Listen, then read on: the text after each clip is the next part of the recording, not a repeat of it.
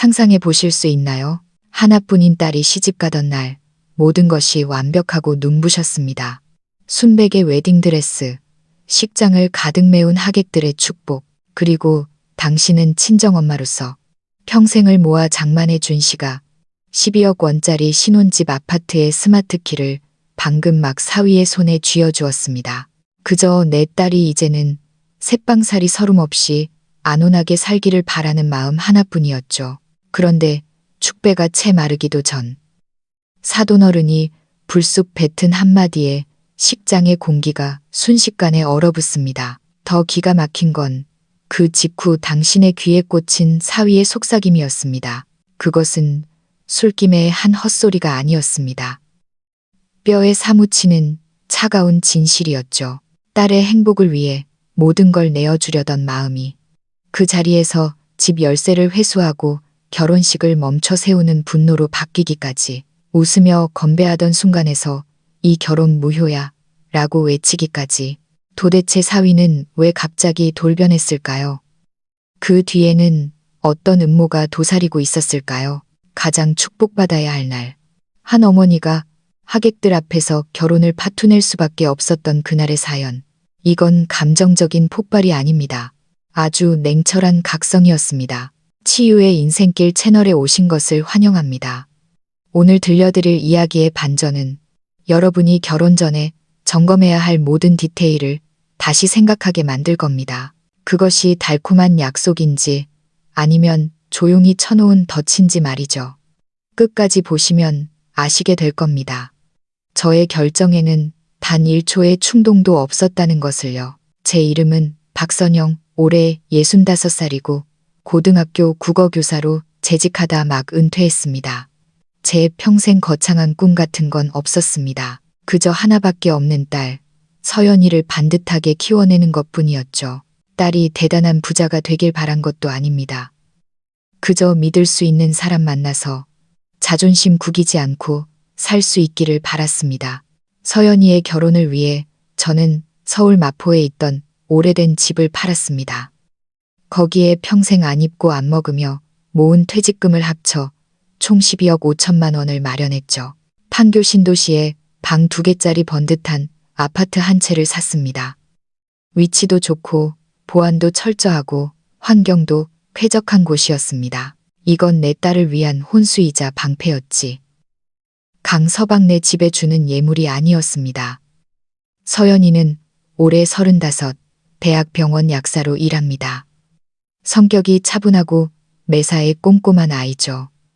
워낙 심성이 착하고 보수적이라 연애도 늦었습니다.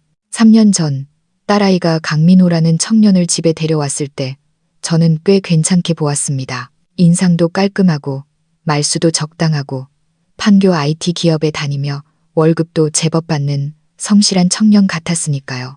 조건이 최상위권은 아니었지만 모난 데 없이 평범하고 듬직해 보였습니다. 하지만 저는 압니다. 결혼은 겉모습만 보고 하는 게 아니라는 걸요. 두 사람만의 결합이 아니라 두 집안의 만남이라는 것을요. 교제 초기에는 별말 안 했습니다. 딸아이 나이도 찼으니 본인이 좋다면야 무조건 지지해 줄 생각이었습니다. 그런데 결혼 날짜가 다가올수록 문제가 하나둘씩 수면 위로 떠올랐습니다. 한 번은 식사 중에 서연이가 지나가듯 말하더군요. 엄마, 민호 씨 어머니가 그러는데 결혼하면 일단 시댁에 들어와 살면 안 되냐고 하셨대. 지금 사시는 빌라가 낡아서 엘리베이터도 없는데 나중에 천천히 리모델링하고 분가하라고. 저는 그 자리에서 수저를 딱 내려놓았습니다. 그 곰팡이 쓸고 낡은 집에 너를 살게 하겠다고. 말도 안 되는 소리 하지 마라. 서연이는 고개를 숙이며 웅얼거렸습니다. 아니, 그냥 해본 소리라잖아. 내가 알겠다고 한 것도 아니고. 제 가슴 속에서 불안한 북소리가 울리기 시작했습니다. 그런 말은 절대 그냥 나오는 게 아닙니다. 멀쩡한 신혼집 놔두고 왜 그런 요구를 한단 말입니까? 며칠 뒤 양가 상견례 자리가 마련되었습니다. 식사가 어느 정도 진행되고 분위기가 무르익을 즈음 예비 사돈인 강동석 씨가 젓가락을 내려놓으며 아주 가볍게 운을 떼더군요. 아이고, 사부인, 이번에 해오신다는 집 말입니다. 어차피 결혼하는 마당에 명의를 우리 민호랑 공동으로 하는 게 어떻습니까? 부부가 되면 재산도 당연히 합쳐야 하는 거 아닙니까? 순간 제 표정이 싸늘하게 식었습니다. 하지만 최대한 예의를 갖춰 웃으며 대답했습니다. 그 집은 제가 전액 출자해서 산 겁니다. 제 딸 서연이에게 주는 선물이고요. 그러니 명의는 서연이 단독으로 하는 게 맞습니다. 이 나이에 제가 뭘 더 바라겠습니까? 그저 애가 결혼해서 맘 편히 누울 곳 하나 마련해 주는 거죠. 사돈의 얼굴에 불쾌한 기색이 스치더군요. 그는 억지 웃음을 지으며 말했습니다. 허허, 누가 집을 뺏겠다는 것도 아니고 우리 집이 좀 넉넉지 않아서 말입니다. 결혼하면 가정을 같이 꾸리는 건데 너무 팍팍하게 구시네. 가정을 꾸리는 문제와는 다릅니다. 저는 단호하게 못 박았습니다. 이건 원칙의 문제입니다. 남은 식사 시간은 모래를 씹는 것 같았습니다. 분위기는 얼음장처럼 차가워졌고 서연이는 손에 땀을 쥐며 저를 애원하는 눈빛으로 쳐다보더군요. 그 모습을 보는 제 속은 더 타들어갔습니다. 집으로 돌아오는 길. 서연이가 분위기를 풀어보려 애쓰더군요. 엄마, 아버님이 그냥 농담하신 걸 거야. 너무 예민하게 받아들이지 마. 저는 딱 잘라 말했습니다. 얘야, 내가 60 넘게 살면서 농담이랑 떠보는 말도 구분 못할 것 같니? 그건 탐내는 눈빛이었다. 서연이는 더 이상 말을 잇지 못했습니다. 다음 날 저는 일부러 등기 권리증을 꺼내 명의가 최서연 단독으로 되어 있는지 다시 확인했습니다. 그리고 등기소에 가서 등기부 등본을 떼고 변호사 친구에게 부탁해 증여 확인서까지 작성했습니다. 이 부동산은 박선영 개인이 딸 최서연에게 증여한 것으로 결혼 후에 부부 공동재산 분할 대상이 아님을 명확히 하는 서류였습니다. 저는 사람 마음을 쉽게 믿지 않습니다. 특히 재산에 관심 있는 사람의 마음은요. 진심으로 내 딸을 아끼는 집안이라면 며느리 명의의 집을 먼저 탐낼 리가 없으니까요. 이 사실을 서연이에게는 말하지 않았습니다.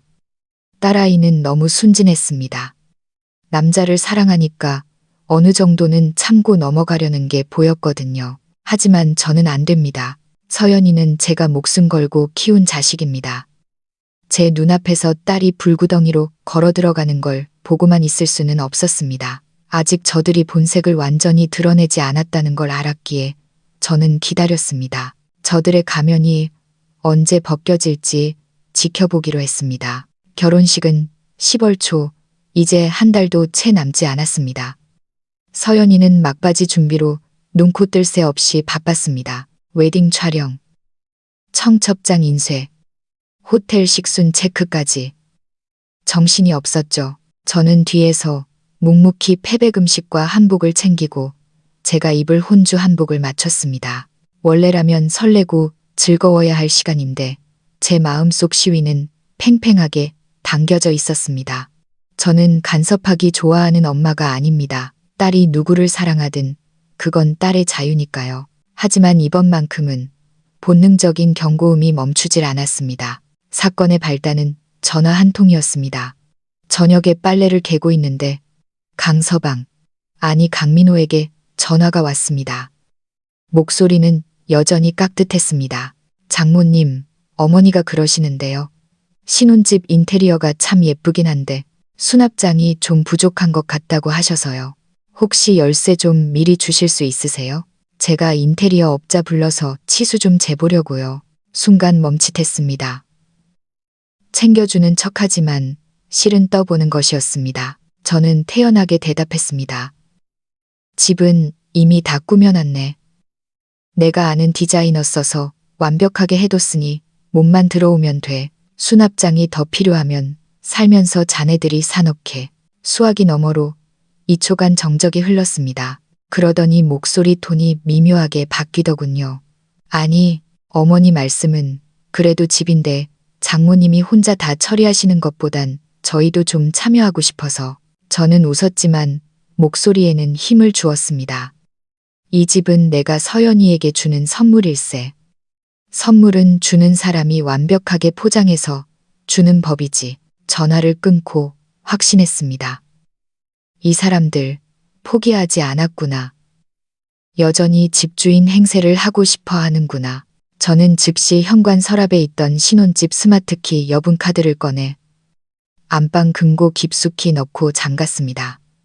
서연이에게 준 카드키 외에 여분을 만들지 않은 게 천만다행이었습니다.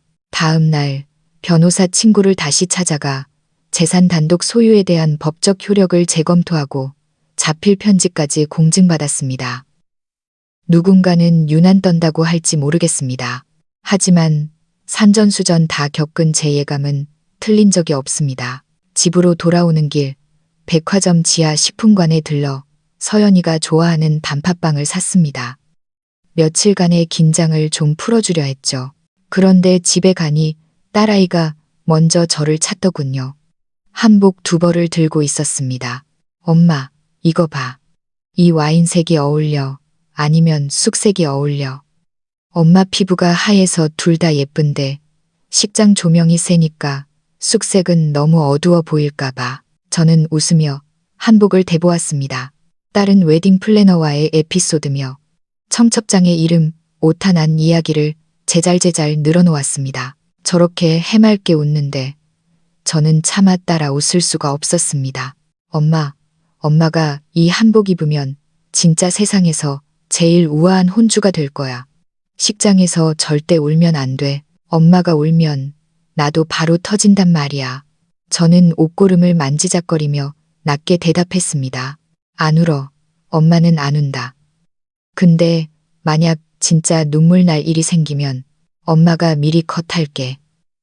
딸은 무슨 말인지 못 알아듣고 무슨 컷 하며 웃더군요. 저는 대답하지 않았지만 마음속으로는 분명히 다짐했습니다. 만약 내 딸이 덫에 걸려들려는 순간이 온다면 그게 결혼식장 한복판이라 해도 망신살이 뻗친다 해도 내 손으로 그 판을 엎어버리겠다고. 결혼은 평생입니다. 한순간의 실수로 딸을 지옥으로 보낼 수는 없으니까요. 결혼식 당일 서울 하늘은 유난히 맑고 파랬습니다. 사람들은 좋은 징조라고 덕담을 건넸지만 메이크업을 받는 제 마음은 폭풍 전야처럼 고요하고 무거웠습니다. 예식장은 강남의 5성급 호텔이었습니다. 서연이가 비용 절반을 내겠다고 고집 피웠지만 결국 그 돈도 뒤로 제가 다 채워 넣었습니다. 기죽지 말고 보란 듯이 시골리라고요. 예식은 순조롭게 진행되었습니다. 순백의 드레스를 입은 서연이가 제 손을 잡고 버진 로드를 걸어갈 때 울컥 눈물이 솟구쳤지만 꾹 참았습니다. 이건 끝이 아니라 시험의 시작일지도 모른다는 생각에요. 저는 사돈 강동석 씨의 표정을 계속 주시했습니다. 하객들과 웃으며 인사하면서도 그의 시선은 자꾸 줄의 단상 뒤편에 놓인 작은 예물함을 힐끔거렸습니다. 거기엔 제가 준비해둔 신혼집 카드키가 들어있었거든요. 2부 피로연, 신랑 신부가 하객들에게 인사를 돌리며 술을 따르는 순서였습니다. 강동석 씨는 이미 술이 거나하게 취해 얼굴이 붉었고 입꼬리는 풀려 있었습니다. 목소리가 점점 커지더군요. 그가 친척들이 모인 테이블에서 잔을 높이 들며 외쳤습니다. 아이고, 우리 민호가 얼마나 능력이 좋은지. 부모 도움 하나 없이 제 힘으로 장가도 가고 10억 넘는 아파트에 떡하니 들어갑니다.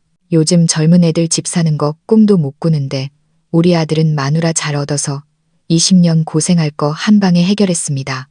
하하하, 심장이 쿵 내려앉았습니다. 주변 사람들은 취하셨네 하며 웃어넘기려 했지만 그는 더 신이 나서 떠들었습니다. 그 집 말이야. 어차피 우리 강씨 집안 거지. 명의가 뭔 상관이야. 살다 보면 다 합쳐지는 거고 우리 아들 건데. 제 얼굴은 차갑게 굳었습니다. 자리에서 벌떡 일어나 그 테이블을 노려보았습니다. 사람들의 표정이 제각각이었습니다. 당황하거나 비웃거나 못 들은 척하거나. 하지만 저를 가장 절망하게 만든 건 바로 그 순간 사위 강민호가 서연이 귓가에 대고 속삭인 말이었습니다. 저는 독순술을 하듯 그 입모양을 똑똑히 읽었고 스쳐 지나가며 들었습니다. 신경 쓰지 마. 어차피 집은 이제 우리 거야. 우리 거. 저는 의자를 박차고 일어났습니다. 사회자석으로 성큼성큼 걸어가 마이크를 잡았습니다. 하객 여러분, 죄송하지만 드릴 말씀이 있습니다. 스피커의 하울링 소리와 함께 장내가 찬물을 끼얹은 듯 조용해졌습니다. 서연이는 눈이 휘둥그레져 저를 쳐다봤고 강민호는 당황한 기색이 역력했습니다. 강동석 씨만 여전히 희죽거리며 사부인 축사하시려나 보네 하고 헛소리를 했습니다. 저는 깊게 숨을 들이마시고 떨리지만 단호한 목소리로 말했습니다. 오늘 이 결혼식은 여기서 끝입니다.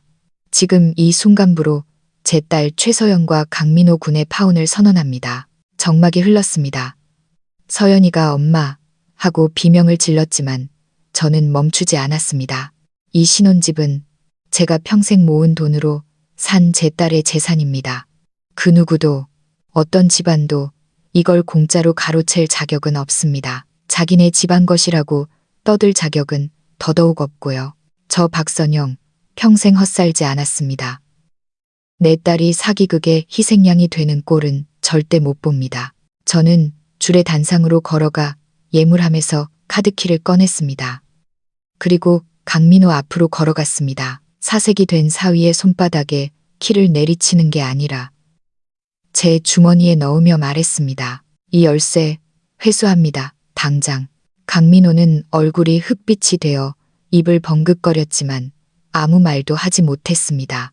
저는 뒤돌아 서연이에게 갔습니다. 딸은 눈물 범벅이 되어 입술을 파르르 떨고 있었습니다. 엄마, 저는 딸의 차가운 손을 꽉 잡았습니다. 따라와, 이 결혼 엄마가 안 시켜. 서연이는 멍하니 서 있다가 마침내 고개를 끄덕였습니다. 저는 딸의 어깨를 감싸 안고 뒤도 돌아보지 않고 식장을 빠져나왔습니다. 등 뒤에서 수군거리는 소리, 셔터 누르는 소리가 들렸지만 상관없었습니다. 저는 방금 엄마로서 해야 할 가장 중요한 일을 했을 뿐이니까요. 집에 돌아온 서연이는 넋이 나가 있었습니다. 웨딩드레스도 벗지 못한 채 화장이 다 번진 얼굴로 소파에 앉아 텅 빈 눈을 하고 있었죠. 저는 따뜻한 물 한 잔을 건네며 옆에 앉았습니다. 후회하니? 딸이 고개를 저으며 쉰 목소리로 말했습니다. 엄마, 난 그 사람이 그럴 줄은 상상도 못했어. 저는 아무 말 없이 등을 쓸어주었습니다. 서연이가 갑자기 제 품에 안겨 오열하기 시작했습니다. 왜 나한테 그래? 3년이나 만났는데 나한테 정말 잘했는데 어떻게 이래? 저는 냉정하게 말했습니다. 그건 사랑이 아니었어. 투자였지. 그때 서연이의 휴대폰이 진동했습니다. 딸은 보려 하지 않았지만 제가 보라고 했습니다. 어쩌면 본색을 드러내는 타이밍일지도 모른다. 강민호의 카톡이었습니다. 강민호, 장모님 오늘 진짜 너무하신 거 아니야? 우리 아버지가 술 드시고 실수 좀 하신 건데 그걸 가지고 판을 엎어? 솔직히 그 집 어차피 우리 부부거 되는 거 맞잖아. 결혼 코앞에 두고 진짜 1억이야? 사실 나도 아버지한테 말했었어. 그냥 몰래 등기필증 가져다가 내 이름 올리자고. 연애할 때 작업해 둘 걸. 괜히 미루다가 장모님한테 꼬투리나 잡히고. 진짜 재수 없네. 서연이가 굳어버렸습니다. 손을 떨며 스크롤을 내렸습니다. 강민호, 솔직히 말해서 우리 집 돈 없는 거 알잖아. 우리가 무슨 수로 서울 근교에 집을 사. 장모님이 너 좋아서 사준 건데 우리가 좀 살면 어때서. 까놓고 말해서 너 35이야. 그 아파트 아니었으면 내가 너한테 왜 목맸겠냐. 아버지 말이 맞아. 너만 구워 삶으면 내 인생 펴는 거였는데. 서연이는 감전된 사람처럼 휴대폰을 바닥에 떨어뜨렸습니다. 제가 휴대폰을 주워들며 차갑게 물었습니다. 아직도 저놈이 좋은 사람이니? 딸은 대답 대신 저를 끌어안고 짐승처럼 울부짖었습니다. 다음 날 강민호가 뻔뻔하게도 집 앞에 나타났습니다. 양복을 빼입고 장미 꽃다발까지 들고서요. 저는 문도 열어주지 않고 인터폰 너머로 쳐다보았습니다. 어머니, 제가 사과드려 왔습니다. 아버지가 어제 과음하셔서. 그럼 자네가 보낸 카톡은? 제가 묻자 녀석의 눈동자가 흔들렸습니다. 그건 홧김에. 아시잖아요. 홧김에 막말 나가는 거. 집 욕심 진짜 없어요. 저는 코웃음을 쳤습니다. 그 카톡 귀신이 보냈나 보네. 저는 인터폰을 끊어버렸습니다. 거실로 돌아와 서연이에게 말했습니다. 3년 만났지. 걔 핸드폰 비밀번호 아니? 딸이 고개를 저었습니다. 프라이버시라고 안 가르쳐 줬답니다. 이제 알 권리가 생겼다. 저놈의 밑바닥까지 다 봐야 정신을 차리지. 서연이는 며칠간 고민하다가 강민호가 예전에 전세 계약할 때 썼던 서류 사본을 찾아냈습니다. 그리고 변호사를 통해 증거 보전 신청을 하고 경찰에 신고하여 혼인 빙자 사기 및 협박 혐의로 고소장을 준비했습니다. 딸아이가 이 모든 과정을 스스로 해내는 걸 보며 느꼈습니다. 내 딸은 더 이상 보호만 필요한 어린애가 아니구나. 반격을 준비하고 있구나. 하지만 진짜 폭풍은 이제부터였습니다. 인터넷 커뮤니티 네이트판에 자극적인 글이 올라왔습니다. 제목: 돈 밝히는 홀어머니와 딸, 집 안에 온다고 결혼식장 엎었습니다. 내용은 악랄했습니다. 저를 속물의 탐욕스러운 노인으로, 딸을 과거가 문란한 여자로 묘사하며 강씨 집안이 집을 안에 와서 파혼한 것처럼 꾸며놨더군요.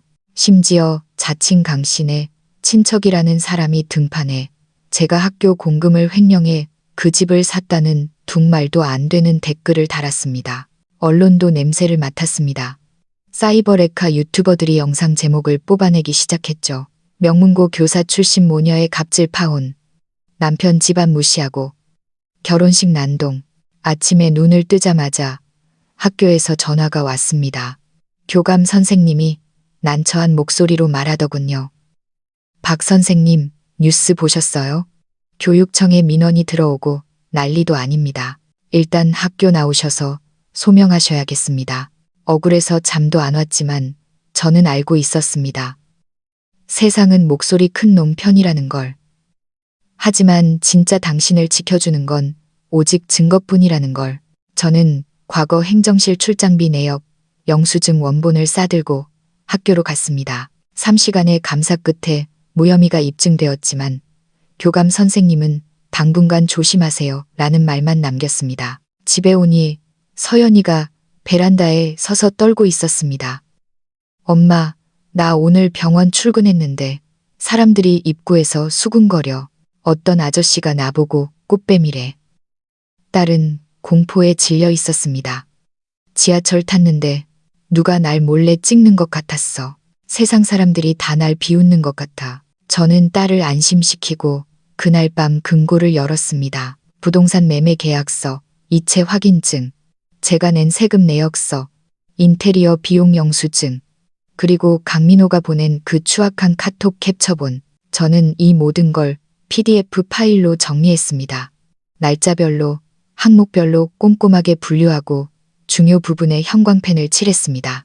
다음 날 아침, 퉁퉁 부은 눈으로 두유를 마시던 서연이가 비장한 표정으로 말했습니다. 엄마, 나 글 쓸래. 네이트판이랑 인스타그램에 다 밝힐 거야. 저는 고개를 끄덕였습니다. 그래, 우리가 침묵하면 그게 사실이 된다. 엄마가 도울게. 우리는 감정적인 호소 대신 팩트체크 형식의 반박문을 작성했습니다. 교제 기간, 아파트 매매 과정, 결혼식 당일의 영상식장, DVD 원본에서 강동석 씨의 망언 부분과 사위의 귓속말 장면을 클립으로 땄습니다. 그리고 강민호의 협박성 카톡까지 모든 증거를 첨부했습니다. 글을 올린 지 2시간 만에 조회수가 폭발했습니다. 댓글 반응이 180도 뒤집혔습니다. 와, 대박. 남자가 완전 거지, 근성의 사기꾼이었네. 아버지가 예식장에서 집은 우리 거라고 했다고. 미친 거 아냐? 어머니 판단력 진짜 지리네. 나 같으면 저기서 쫄아서 결혼했을 텐데. 유명 변호사 유튜버가 사건을 다루며 이건 명백한 사기 미수이자 명예훼손이라고 분석했습니다. 그런데 여기서 끝이 아니었습니다. 서연이가 뜻밖의 지원군을 찾아냈습니다. 엄마, 이수진이라고. 강민호 전 여자친구 같아. 딸이 SNS로 연락을 취했더니 30분 만에 답장이 왔습니다. 기다리고 있었습니다. 언젠가 이런 날이 올 줄 알았어요. 그날 밤 만난 이수진 씨는 충격적인 증언을 했습니다. 3년 전 강민호는 수진 씨에게도 똑같은 수법을 썼습니다. 결혼을 빌미로 여자 쪽이 해오는 전셋집의 공동 명의를 요구했던 거죠. 수진 씨는 다행히 눈치를 채고 헤어졌지만 그때 입은 마음의 상처가 컸다고 했습니다. 그 집안 사람들 레퍼토리가 똑같네요. 제가 증인 설게요. 필요하면 방송 인터뷰도 할 수 있어요. 우리는 변호사를 선임해 허위 사실 유포, 명예훼손, 사기 미수 혐의로 강 씨 부자를 정식 고소했습니다. 그리고 기자회견을 열었습니다. 이수진 씨가 마스크를 쓰고 나와 증언했고 언론은 부동산 사기 결혼의 실체라며 대서특필했습니다. 여론은 완전히 우리 편이 되었습니다. 강동석 씨가 과거 공무원 재직 시절 지위를 이용해 부동산 투기 정보를 빼돌렸던 정황까지 네티즌 수사대에 의해 발각되었습니다. 경찰 수사가 확대되었죠. 강민호네 집안은 풍비박산이 났습니다. 녀석은 뒤늦게 어리고 철이 없어서 라는 사과문을 올렸지만 35살이 애냐? 아빠는 술주정, 아들은 사기극이라는 조롱만 쏟아졌습니다. 저는 학교의 명예퇴직을 신청했습니다. 더 이상 구설수에 오르기 싫어서가 아니라 이제 제 역할을 다했다고 느꼈기 때문입니다. 교장 선생님이 제 손을 잡으며 말했습니다. 박 선생님, 정말 큰일 하셨습니다. 많은 사람에게 경종을 울렸어요. 소송은 진행 중이었지만 우리의 삶은 새로운 페이지로 넘어갔습니다. 서연이는 그 아파트를 팔기로 했습니다. 엄마, 그 집 들어가면 자꾸 악몽 꿀 것 같아. 아파트는 12억 8천만 원에 팔렸습니다. 세금을 제하고도 꽤 큰 돈이 남았죠. 저는 딸이 그 돈으로 더 좋은 집을 살 줄 알았습니다. 그런데 서연이가 놀라운 제안을 했습니다. 엄마, 나 이 돈 일부 기부하고 재단 만들고 싶어. 나처럼 결혼 빙자 사기나 데이트 폭력, 경제적 착취를 당하는 여자들을 돕는 재단. 그렇게 샛별 재단이 탄생했습니다. 어둠 속에서 길을 잃은 여성들에게 빛이 되겠다는 뜻이었죠. 서연이는 낮에는 약사로 일하고 밤에는 야간 대학원 사회복지학과에 다니며 재단 일을 했습니다. 홈페이지를 오픈한 첫 주, 수십 통의 제보 메일이 쏟아졌습니다. 시댁의 무리한 예단 요구, 남자친구의 가스라이팅, 공동명의 강요, 사연은 달라도 본질은 같았습니다. 딸아이는 그들의 이야기를 들어주고 법률 자문을 연결해 주었습니다. 기부금 페이지에 서연이가 쓴 문구는 제 가슴을 울렸습니다. 누군가의 인생 역전 도구가 되기보다 누군가의 내일을 지키는 방패가 되겠습니다. 그리고 1년 뒤 재단 홈페이지 제작을 도와주던 자원봉사자 박도윤 씨를 만났습니다. 평범한 IT 개발자인데 말수가 적고 눈빛이 깊은 청년이었습니다. 화려한 언변은 없지만 묵묵히 서연이 곁을 지키는 사람이었죠. 도윤 씨가 처음 인사 오던 날 그는 된장찌개 거리와 두부 한 모를 사왔습니다. 제가 가진 건 별로 없지만 서연 씨가 하는 일, 그리고 어머님이 지켜주신 그 마음 존경합니다. 그리고 덧붙이더군요. 결혼하게 된다면 집은 당연히 서연 씨 명의로 해야죠. 저는 제가 열심히 벌어서 보태겠습니다. 아니면 우리 둘이 번 돈 절반은 재단에 기부하는 건 어떨까요? 그 말에 저는 안심했습니다. 세상에는 입만 열면 탐욕인 사람도 있지만 입을 열면 향기가 나는 사람도 있다는 걸 알았으니까요. 1년 반 뒤 서연이는 다시 웨딩드레스를 입었습니다. 이번엔 화려한 호텔이 아니라 우리 동네 작은 미술관들에서 치른 스몰 웨딩이었습니다. 하객은 50명 남짓, 예단도 예물도 없었지만 그 어느 때보다 빛났습니다. 도윤 씨는 서연이와 약속대로 부부 수입의 30%를 재단에 기부하겠다는 서약서를 낭독했습니다. 결혼식엔 특별한 손님이 왔습니다. 재단 법무팀장이 된 이수진 씨, 그리고 재단 장학금을 받고 대학에 간 학생 미진이가 축사를 읽었습니다. 언니, 그때 제 손 잡아줘서 고마워요. 저도 언니처럼 살 거예요. 저는 구석에서 눈물을 훔쳤습니다. 얼마 후 서연이가 임신을 했습니다. 태명은 다온. 좋은 일들이 다 온다는 순우리 말입니다. 아이가 태어나던 날, 서연이는 쭈글쭈글한 핏덩이를 제 품에 안겨주며 말했습니다. 엄마 한번 안아줘. 우리 다온이 엄마가 지켜준 덕분에 세상에 나왔어. 저는 아이의 이마에 입을 맞췄습니다. 서연이네 부부는 우리 아파트 단지 근처 작은 20평대 아파트에 전세로 신혼살림을 차렸습니다. 비록 예전 그 으리으리한 아파트는 아니지만 그 집에는 사랑과 존중이 가득합니다. 인생에 완벽한 결혼식은 없습니다. 완벽한 믿음도 없죠. 하지만 때로는 뼈아픈 비극이 진짜 소중한 게 뭔지 깨닫게 해줍니다. 저는 제 딸의 결혼을 깼습니다. 그리고 그 덕분에 제 딸은 진짜 인생을 되찾았습니다. 여러분은 어떻게 생각하시나요? 결혼 전 한쪽이 해온 집에 상대방 숟가락 얹는 거 사랑이라는 이름으로 포장해도 될까요? 저처럼 식장에서 판을 엎어버린 엄마 너무 독하다고 생각하시나요? 아니면 현명했다고 보시나요? 비슷한 일을 겪고 있거나 고민 중인 분들이 있다면 주저하지 말고 댓글 남겨주세요. 여러분의 이야기가 또 다른 누군가에게는 용기가 됩니다.